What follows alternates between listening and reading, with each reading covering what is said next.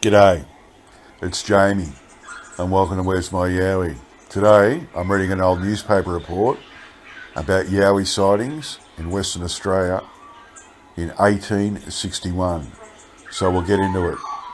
This was published in Sydney's The World's News on Saturday the 10th of December 1910, titled Australian Mysteries, Monkeys and Bunyips by Edwin James Welch.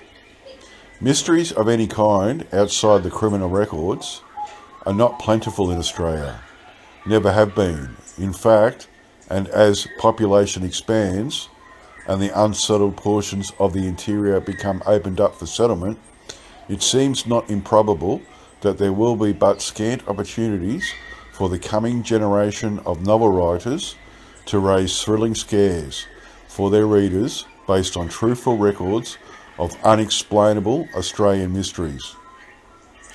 Of those which may fairly be classed under that heading, two at least stand out with insistent claim to notice: Fisher's Ghost and the entire evanishment of Ludwig Leichhardt with all his men, stock and equipment.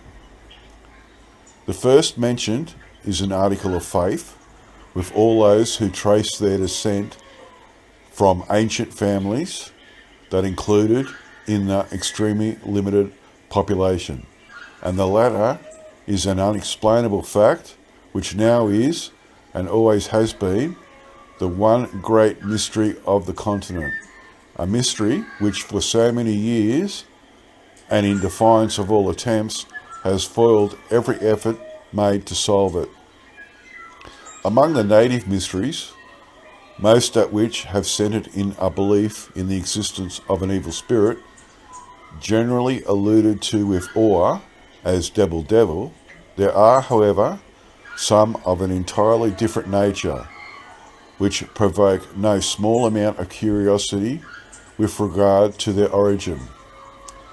In the year 1861, when the exploration fever still raged with increasing fury, Frank Gregory, brother of the well-known explorer A.C. Gregory, was busily engaged in opening up new country in West Australia on behalf of the government, and many small private expeditions were formed to take advantage of his discoveries. He had already found and named the Ashburton, the Grey and Oakover rivers, and patches of good country suitable for pastoral purposes.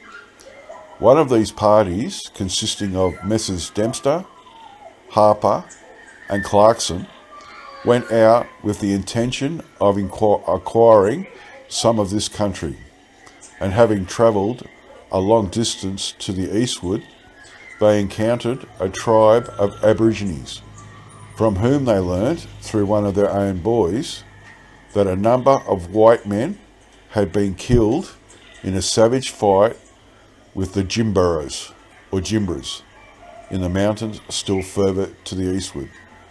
The Jimburras were described as being large and very fierce apes or monkeys, who made occasional raids from their mountain stronghold and destroyed every living thing they met. They formed a distinct race, both males and females being covered with long brown hair and wearing exceptionally long tails. Their language differed from all known sounds, and they were terribly vindictive. The date of this alleged tragedy corresponded so nearly with that of the final collapse of the Burke and Wills expedition on Cooper's Creek, and the subsequent punishment of the Aboriginals by McKinley at Massacre Lake for their attack on his camp, that the source of the remarkable story was promptly attributed to the Aboriginals themselves, and its subject matter as being only a highly coloured variant of those incidences. But just as the mystery presents itself in an endeavour to reply to that query, how were these central West Australian Aboriginals able to describe with so much accuracy animals of the monkey species foreign to this continent, and which they could, as far as white men knew, have never seen. Another familiar old mystery is that of the bunyip. Innumerable waterholes in countless creeks have, from time to time, been pointed out by the natives as the residence of this most interesting stranger. He has been heard on many occasions, so it has been asserted by lonely travellers who have camped near his haunts, and far from the possibilities of obtaining anything in the shape of provocation. But there is still no authenticated instance of his ever having been seen by a white man. These waterholes are avoided by the natives, by whom it is believed that a sudden and horrible death awaits those who may see him, even by accident.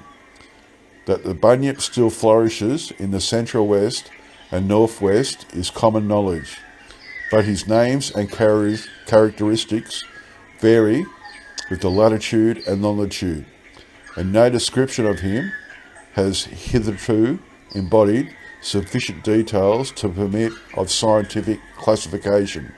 The end. Well, that's incredible. This story just raises more questions for me than answers.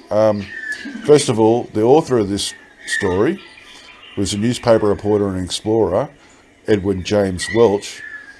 He was on the Burke and Wills rescue mission that found the only survivor of that expedition, John King. And then they touched on the vanishing of Ludwig Leichhardt with all his men, stock and camp equipment. And to this day, no one's actually sure what happened to him and his party.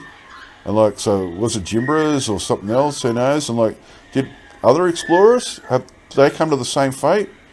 Who knows? And then, how could the Aborigines describe ape and monkeys without ever having seen one? This was back in 1861. They wouldn't have seen pictures of them in books or seen them anywhere else. So how can they describe with such accuracy what they were seeing? And then this is the second story I've done on Jimburras of Western Australia, and both stories now, they are mean. I'd hate to come across them. And then, of course, the white men wouldn't believe the story about the Jimburras attacking, So it's just so many questions I need answered after reading this. Okay, that's from me. I'll get back to you all next time. Bye.